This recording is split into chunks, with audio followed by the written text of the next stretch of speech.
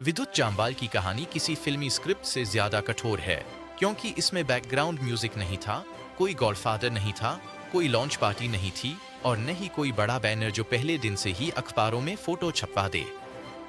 यह कहानी जम्मू के एक साधारण लड़के से शुरू होती है, जहां फिल्म इंडस्ट्री का मतलब सिर्फ टीवी पर दिखने वाले हीरो होते हैं और यह कल्पना करना भी पागलपन लगता है कि कोई वहां से निकलकर दुनिया की सबसे बड़ी फिल्म इंडस्ट्री तक पहुंचेगा।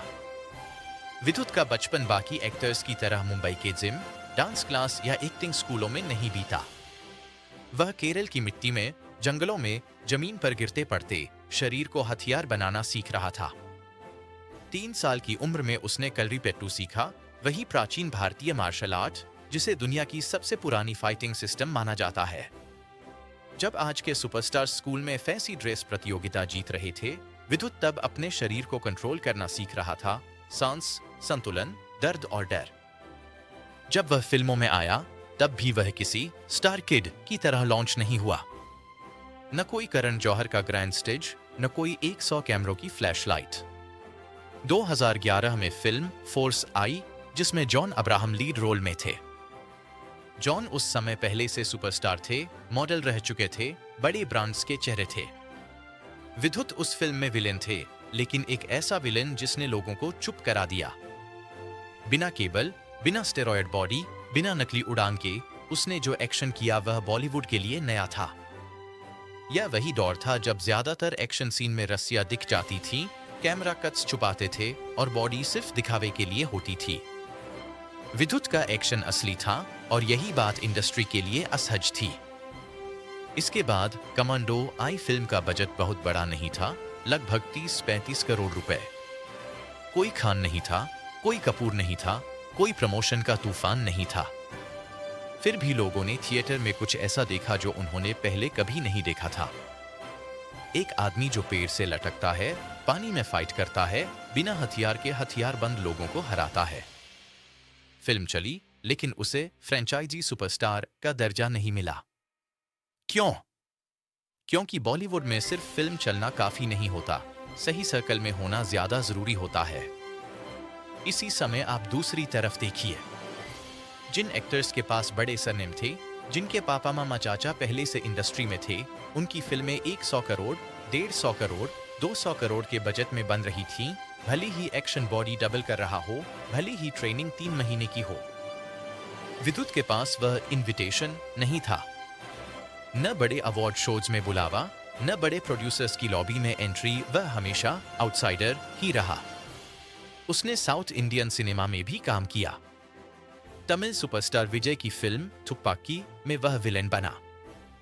फिल्म ब्लॉकबस्टर हुई, 100 करोड़ से ऊपर का कलेक्शन किया। फिर भी फिल्म के बाद चर्चा विजय की हुई, सिस्टम की हुई, लेकिन विद्युत फिर से साइडलाइन हो गया। यही पैटर्न बार बार दोहराया गया। बिल्ला 2, बादशाहो, सैनिक, हर बार मेहनत उसने की, चमक किसी और को मिली। एक और बात जो आम आदमी को समझनी चाहिए, विद्युत ने कभी अपने शरीर को बेचकर शॉर्टकट नहीं लिया। न वह पार्टी सर्कल में दिखा, न ड्रग्स, न शराब, न पब्लिक अफेयर, न पीआर ड्रामा। आज के समय में जहां कई एक्टर अपनी बॉडी के लिए 10-15 लाख रुपए महीना सिर्फ सप्लीमेंट और केमिकल सपोर्ट पर खर्च करते हैं, विद्युत शुद्ध शाकाहारी रहा। उसने खुले तौर पर कहा कि वह प्रोटीन पाउडर तक पर भरोसा नहीं करता।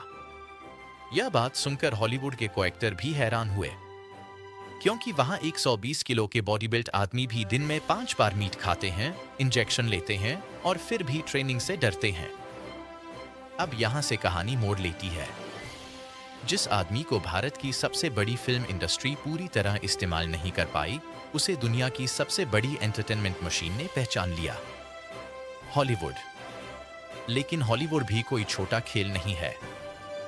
वहां रोज सैकड़ों एक्टर्स ऑडिशन देते हैं, जिनमें से ज्यादातर को कोई जानता तक नहीं। और वहां अगर किसी भारतीय को कास्ट किया जाता है, तो आमतौर पर वह छोटा रोल होता है, side character, tech support, taxi driver या बैकग्राउंड फाइटर। विद्युत के साथ ऐसा नहीं हुआ। उसे कास्ट किया गया स्ट्रीट फाइटर में। यह कोई छोटी फिल्म नहीं है। यह एक इंटरनेशनल वीडियो गेम फ्रेंचाइजी है, जिसे 30-35 साल से पूरी दुनिया खेल रही है।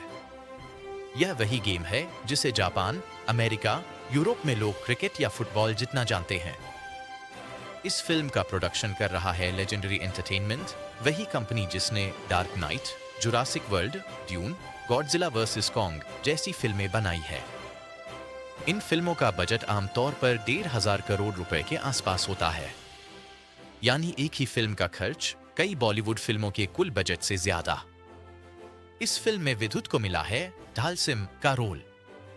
अब आम भारतीय के लिए यह समझना जरूरी है कि धालसिम कोई साइड रोल नहीं है। यह गेम का सबसे पुराना, सबसे सम्मानित कैरेक्टर है, एक भारतीय योगी जो फाइट करता है, ध्यान करता है और ताकत को अनुशासन से जोड़ता है। यानी यह रोल सिर्फ एक्शन का नहीं है, यह भारत की सांस्कृतिक पहचान का प्रतिनिधित्व करता है। और यह रोल किसी NRI मॉडल को नहीं, बल्कि एक असली भारतीय मार्शल आर्टिस्ट को मिला। अब जिन लोगों के साथ विद्युत काम कर रहा है, उनके नाम समझिए।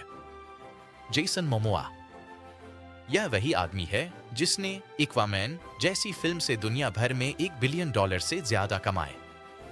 एक फिल्म के लिए उसकी फीस लगभग 150-200 करोड़ रुपए होती है। रोमन रेंस यह आदमी सिर्फ एक्टर नहीं है, यह WWE का सबसे बड़ा नाम है। 10 साल तक वह कंपनी का चेहरा रहा। उसकी एक साल की कमाई कई बॉलीवुड सुपरस्टार्स की पूरी फिल्मोग्राफी से ज्यादा है। 50 सेंट, यह सिर्फ रैपर नहीं है, यह बिजनेस टाइकून है। इसकी नेटवर्थ हजारों करोड़ में है। नोआ सेंटिनो, नेटफ्लिक्स का सुपरस्टार, जिसकी फिल्में सीधे करोड़ों घरों में देखी जाती हैं। और इन्हीं लोगों के साथ विद्युत जामवाल रेड कारपेट पर चल रहा है, लिमोजीन में बैठ रहा है।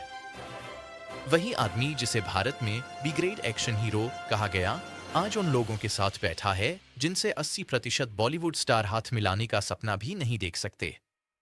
यह कहानी इसलिए चुभती है क्योंकि यह सिस्टम की पोल खोलती है। यह बताती है कि टैलेंट अगर सही जगह नहीं मिला तो वह जगह बदल लेता है। विद्युत ने कभी भारत को गाली नहीं दी, कभी इंडस्ट्री को रोया नहीं, कभी विक्टिम कार्ड नहीं खेला। उसने बस काम किया और दुनिया ने उसे देखा।